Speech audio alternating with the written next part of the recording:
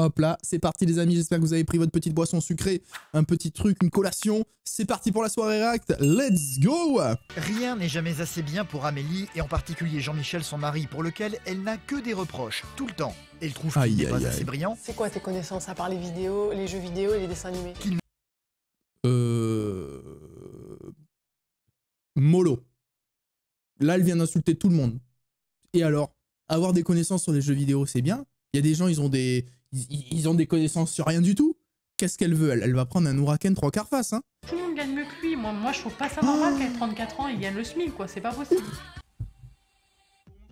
Non, mais là, c'est d'une violence. J'ai l'impression d'être sur un ring de boxe, les amis. Jean-Michel garde en toute occasion un calme impérial. J'ai plutôt avoir tendance à fuir.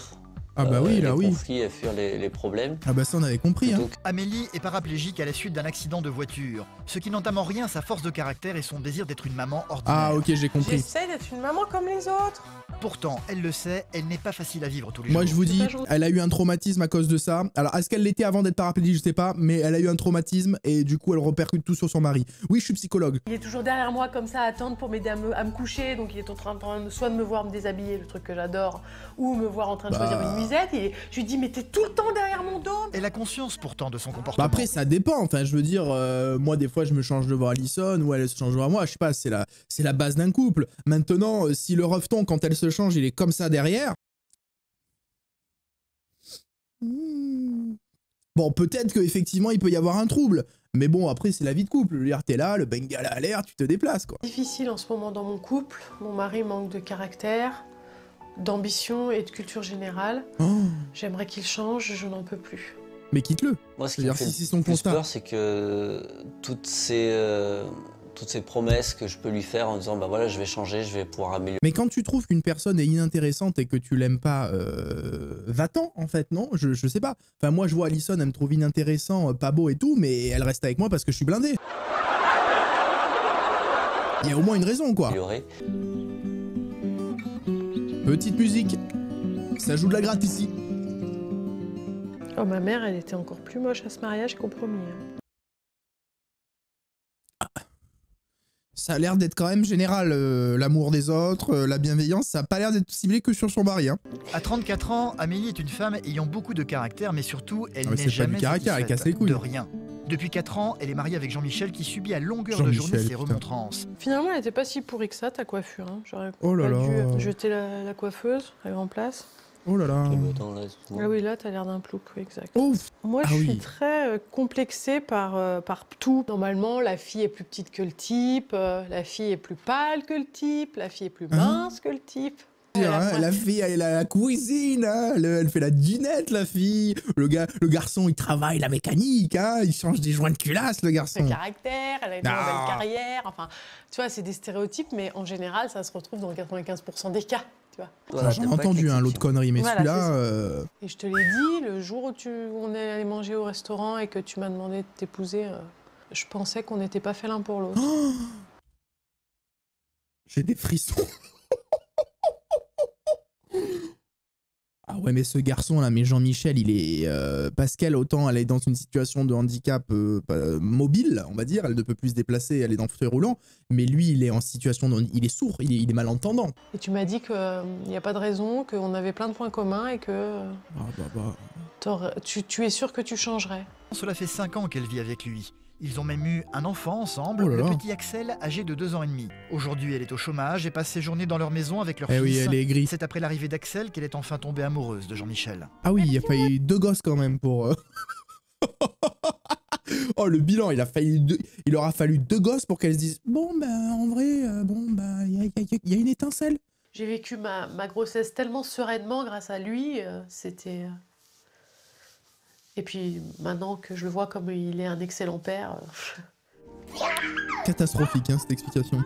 Cela fait 10 ans qu'Amélie est paraplégique. Elle a perdu l'usage de ses jambes à la suite d'un accident de voiture, ce qui n'a en rien atténué sa force de caractère. J'étais beaucoup dans la carrière, dans le boulot, dans la réussite et dans l'argent. À choisir entre ma vie de maintenant avec mon fils et mon mari que j'ai actuellement, ou ma vie d'avant et mes fantômes... Ça veut dire qu'elle va changer.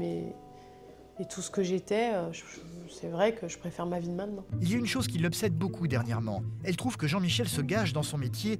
J'ai besoin de pouvoir être un peu rassurée, de savoir que je vais pouvoir payer ma maison.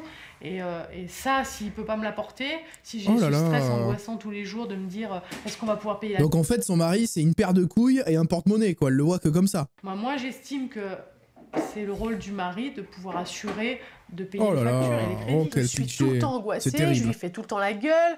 Parce que cette vision-là, c'est aussi grave que la place de la femme, c'est à la cuisine. C'est vraiment même niveau de comparaison. Je suis tout le temps agressive avec lui parce que j'ai toutes ces angoisses tout le temps sur le dos. Et bah va bosser. Et donc forcément, il en prend plein le nez, Axel en prend plein le nez, tout le monde en prend plein le nez parce que j'ai peur de comment je vais vivre dans 6 mois. Tous, en fait, dans notre entourage, tout le monde gagne mieux que lui. Moi je trouve pas ça normal qu'à 34 ans, il gagne le SMIC, quoi. C'est pas possible. Oh là là. Je trouve pas ça normal parce que moi, je vois autre chose pour lui. Ce que je veux, c'est qu'il se donne du mal. Oh, il se prend un truc, même au conseil de classe, il a pas pris autant de tarifs quand il était jeune. Pour se dire, je vais y arriver et je ferai du mieux que je peux. Les propos d'Amélie envers son mari sont directs et pourraient être qualifiés d'humiliants pour Jean-Michel. Ah bah oui. Pourtant, celui-ci ne s'énerve jamais, gardant comme à chaque fois... Vous sentez ce regard à la fois de je m'en bats les couilles et j'ai envie de la détruire. Vous voyez ce que cette alchimie en fait? Un calme impérial. C'est ici que travaille Jean-Michel dans cet Alors qu'est-ce qu'il fait Jean-Michel? Il est décorateur. Décorateur de supermarché, le Jean-Mi. Son sandwich dans sa voiture. Oh quelle tristesse. Oh là là, oh yeah, ok. C'est bon, j'ai capté. C'est une perverse narcissique. Non, parce que ça c'est catastrophique ça. Ça, d'être au travail, de s'isoler de ses collègues de boulot, d'aller appeler mon bébé à moi à 34 ans. Oh mon rêve, qu'est-ce que tu fais? Mon bébé à moi, Amélie. Mais le truc c'est catastrophique, c'est-à-dire qu'il a pas de vie sociale en dehors de sa femme qui lui dit t'es une merde. Oh aïe aïe. À quoi ça sert que tu m'appelles? À part pour me mettre le démon, pour me dire que ils m'ont proposé de faire mi-temps, 6 jours par semaine, 1000 €. Ce que je voulais te dire, c'est que on m'avait... Attendez, mi-temps, 6 jours par semaine, 1000 €. Est-ce qu'on n'est pas sur la plus grosse douille qui ait jamais existé là? Proposé des choses, donc je trouvais intéressant qu'on en parle ensemble et qu'on voie ensemble, c'est tout. Non, c'est pas vrai. Et en plus, il roule dans une Mégane break, c'est terrible. C'est le pompon quoi. Je sais pas si c'est une Mégane break ou une Laguna break, je sais pas, mais là il a tous les clichés de la vie angoissante. Je vais plutôt avoir tendance à fuir les conflits, à fuir les problèmes. Non mais là il faut qu'il s'en aille ce garçon. Voilà, de me confronter en tant qu'adulte là il faut partir loin. Et pouvoir avancer à partir de ça. Là il faut partir au Tibet, mon ref, un truc comme ça. Hein. J'ai peur en fin de compte. Se cacher au fin fond de l'Amazonie là. Ou qu'une tension entre nous soit la tension, la dispute de trop. Par exemple, quand je l'entends comme ça qui est vraiment en colère, ça me... J'ai beaucoup de tristesse parce que je sais que j'en suis entièrement responsable. Je me rends compte de comment je vais loin avec lui, comment je l'agresse, comment je lui parle mal. Ouais, il faudrait qu'il touche un héritage d'une tante en Bourgogne, mon ref, soit un château à 2 millions d'euros. Il lui dit écoute, tu prends tes clics et tes claques et tu hors de ma vue. Il fait trop de boulot dans la maison. Quand tu rentres du boulot, des fois, je suis énervée et tu me demandes qu'est-ce qui va pas. Et je te dis que tu crois que ça me plaît de torcher le cul d'Axel toutes les 5 minutes. Eh bien, va travailler et embauche une babysitter. Ou alors ton mari, de toute façon, puisqu'il gagne pas beaucoup d'argent, eh ben toi tu vas travailler, lui s'occupe des enfants. Je suis sûr qu'il kifferait lui. Hein. Le handicap n'est pas si anodin que ça dans l'attitude d'Amélie aujourd'hui. Elle ne supporte pas l'idée d'être un poids pour son mari. On est samedi soir, tu es en train de découper des protections pour l'incontinence de ta femme handicapée. Je suis désolée, c'est pas une activité pour un jeune homme de 35 ans. Si on est ensemble, si on s'est mariés et tout ça, c'est pas parce que j'ai eu pitié de toi. C'est pas un problème avec toi, je serais mariée avec n'importe qui, j'aurais ce problème d'amour-propre, d'image de moi-même, du handicap qui me gêne et qui me gênera. Je vous l'ai dit. Putain mais les gars, je suis pas un psychologue, je vous ai pas dès le début de l'émission, au bout de 3 minutes d'émission, je vous ai pas dit les gars, ça. Je vous l'ai dit ou pas? Mais c'est sûr c'est son handicap elle a un mal-être par rapport à ça. On peut tout à fait le comprendre, hein. Mais il faut qu'elle se fasse suivre en fait. Faut qu'elle voit un psychologue, quelqu'un qui l'aide. Cette situation ne peut plus durer. Elle est pas heureuse cette dame. Amélie est constamment énervée par son mari et s'en veut en même temps de l'agresser en permanence. Elle en parle souvent avec Amandine, sa meilleure amie. Pour être amoureuse, j'ai besoin d'admirer, c'est tout. Donc je vais pas quitter Jean-Michel pour dire de le faire chier. On dirait bah, puisque t'as pas fait ce que je t'ai demandé, bah je te quitte. Du coup, tu n'admires pas un homme de 34 ans qui a dit qu'il en avait rien à faire de ton handicap, qui t'aimait, qui serait là pour toi, qui t'a fait des enfants, qui a un bon père, qui travaille, qui ramène des sous à la maison? sais pas de qui elle va être admirative alors. Hein. S'il fait pas un effort et qu'il se mine pas un peu le derche pour changer, pour évoluer dans sa vie, je lui dis que je pourrais pas rester avec lui. Je me rends compte que je suis complètement marteau en fait de pouvoir songer dans ma tête, parce que moi toute seule dans ma tête, je songe vraiment que si je suis trop stressée de me perdre ma maison, il faut que je trouve un autre mec qui gagne mieux quoi. Et je suis complètement paumée dans ma tête de me dire mais comment je peux faire un truc pareil? Si tu me dis je suis plus amoureuse de Jean-Michel parce qu'il a pas ce que je veux chez un homme, bah tu le quittes. Eh bah oui, merci. Mais la lucidité est arrivée dans ce reportage à 19 minutes 43. Mais merci Amandine. Moi je pense que Jean-Michel et moi on a besoin d'aide, et chacun dans un domaine précis. Jean-Michel il a besoin de se rendre compte de qui il est, de ce qu'il a comme potentiel, et moi j'ai besoin d'être aidée par quelqu'un qui puisse me tempérer, parce que moi... Elle a besoin d'être accompagnée par un psychologue ou quelque chose comme ça. J'avais encore vu juste, putain, mais toujours ce regard aiguisé sur la société, putain. Je me rends bien compte que je suis pas une fille normale et que j'ai un caractère complètement dévasté, déséquilibré et excessif. Bon, c'est bien, elle reconnaît. Donc les amis, en avance. Je veux une aide extérieure pour tenter de trouver un début de solution. C'est moi qui aurais dû arriver là dans son coach familial va donc prendre leur cas en charge. On y vient. Je peux pas être plus agressif ou plus autoritaire, parce que du coup je vais délaisser un peu ma femme. Tout le travail de la coach va donc être de redonner confiance à Jean-Michel. C'est très simple Jean-Michel, vous mettez debout, vous prenez une grande pression et vous baissez la tête comme ça. Et regardez ce qu'il y a entre vos jambes Jean-Michel. Une paire de couilles, alors utilise-les mon garçon. En commençant par un petit exercice pratique. Alors ce que je vous propose c'est de mettre votre bras, donc plutôt celui-ci ici, sur mon épaule. Donc moi je vais appuyer et le but en fait ça sera pour vous de résister. Bon. On flanche. Voilà, vous avez flanché. Ouais. Ok.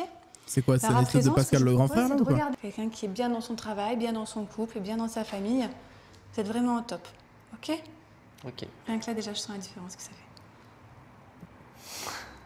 Mais là le problème de Jean-Michel c'est que ça fait tellement longtemps qu'il n'a pas touché sa femme que la seule contrainte qu'il a c'est que en bas là, tu vois, ça se lève. Hein. Bah, disons que si on regarde les contraintes, on va obligatoirement aller avec quoi. Voilà. À la fin de sa propre séance personnelle, il m'a envoyé un texto, tendre comme d'habitude, mais de la façon dont il parle dans ce texto, il me fait comprendre que cette nana-là, elle lui a fait quelque chose. Jean-Michel doit travailler sa confiance en lui. Amélie va devoir, elle, apprendre à mieux communiquer avec son mari sans agressivité. Être une épouse plus dans l'écoute, dans le calme, dans la tendresse. Moi, je sais pas faire ça. J'ai un mari extraordinaire, mais je voudrais le changer. Mon mari est parfait, mais j'aimerais que ça change. Amélie, en quoi est-ce que ça serait important pour vous d'être aujourd'hui cette femme plus douce, plus tendre? On va chialer là, je crois. Vous pouvez vous imaginer en étant plus douce, plus calme, plus différente? Non, elle peut pas. Non, mais je me demande si c'est pour moi ou pour Jean-Michel. Et je sais pas comment j'ai fait pour avoir une vie amoureuse aussi jolie, parce que moi, je sais pas aimer. Là, ce que je vois, c'est une intention de progresser. Ouais. Leur objectif, quand on a fixé leur objectif, c'était en effet de rester ensemble. Bah moi, en tout cas, la seule chose que j'ai vu progresser jusqu'ici, c'est ton porte-monnaie, hein, ma sœur. Donc, en tout cas, voilà, ils sont dans la démarche pour. D'accord. Et après, l'avenir nous dira le reste. Ok. Une chose est certaine, Jean-Michel est toujours très amoureux de sa femme. Oh, il a ramené les fleurs. Nous sommes le jour de la Saint-Valentin et il ne l'a pas oublié. Oh, il est charmeur. Bouquet livré ce matin par Bibelou. Il a le bengala qui fait la danse du ventre. Je suis censée être transportée de bonheur, sûrement. Je suis flattée parce que j'ai de la chance d'avoir un mari comme ça.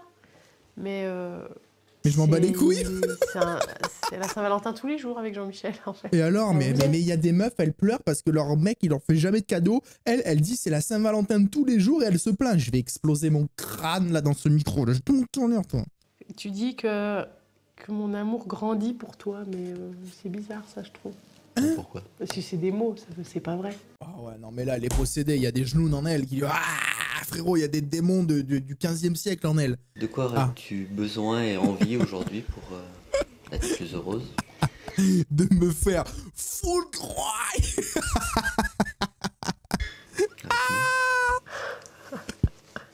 Oui, mais c'est nul. On y arrive. En bas là. Pourquoi c'est nul? Je sais pas, est-ce que tu as un CDI dans la poche si tu gagnes 3 000 €? J'ai peur de ce que tu vas m'annoncer sur les changements à ton boulot et... Au niveau de contrat, il n'y a rien de changé. D'accord, bon, bah, ça me rassure. Là, elle a été rassurée parce que vous êtes dans votre posture, en confiance, avec ce que vous êtes. Et là, du coup, vous avez répondu à son besoin d'être rassurée. Un début prometteur pour l'avenir. Leurs discussions respectives l'avenir, c'est un grand mot, les refs. Avec leur coach semblent avoir quelques résultats, même s'ils sont encore timides. Amélie, même avec son insatisfaction permanente, est forcée de le reconnaître. Et pauvre madame aussi, parce qu'elle souffre. Ces quelques jours, les 3 séances avec la coach, il y a eu clairement un déclic. Il lui a dit qu'est-ce que t'aimerais. Elle a dit j'aimerais que tu aies un CDI et 3 000 € par mois. Nos changements, ils vont se faire mutuellement. Si je change ou si elle change en premier, l'autre suivra. Eh ben les amis, j'espère que ça vous a mis une belle angoisse cette vidéo. Ah non, c'est catastrophique. Je m'attendais à un truc un peu dans le bail, mais là c'est waouh.